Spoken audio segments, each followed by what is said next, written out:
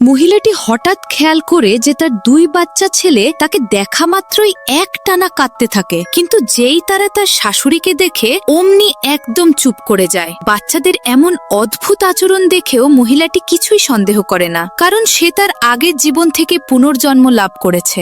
যেদিন তার সন্তানের জন্ম হয় সেই দিনেই তার স্বামী গাড়ি দুর্ঘটনায় মারা যায়। সে একাই ছেলেদের বড় করে সফল করে, কিন্তু ছেলেদের জন্মদিন তার মৃত স্বামী ফিরে এসে বলে ওই ছেলে দুটি আসলে তার বোনের সন্তান। ছেলেরাও আগে থেকেই জানতো এবং শ্বশুরবাড়ির সাথে মিলে তার সব সম্পত্তি হাতিয়ে নেয়। রাগে তার মৃত্যু হয়। পুনর্জন্মের পর সে সন্তান জন্মের দিনে ফিরে আসে, ঠিক আগের মতোই শ্বশুর স্বামীর মৃত্যুর খবর দেয়। এবার সে বুঝতে পারে স্বামী বাঁচিয়ে রাখার চক্রান্ত।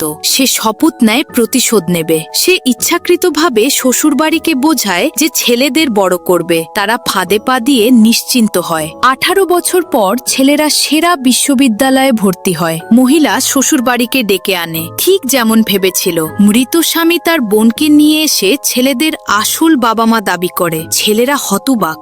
স্বামী ডিভোর্সের কাগজ দিলে মহিলা সাথে সাথে সই করে দেয়। তারপর সে সবার সামনে স্বামী ও তার বোনের বিয়ে দিতে চায়। বোন তাকে ধাক্কা দিতে এলে মহিলা বলে, দেখ আসলে কারা এসেছে। তখনই বোঝা যায় মহিলার পরিকল্পনা অনুযায়ী এবার প্রতিশোধ পূর্ণ হবে।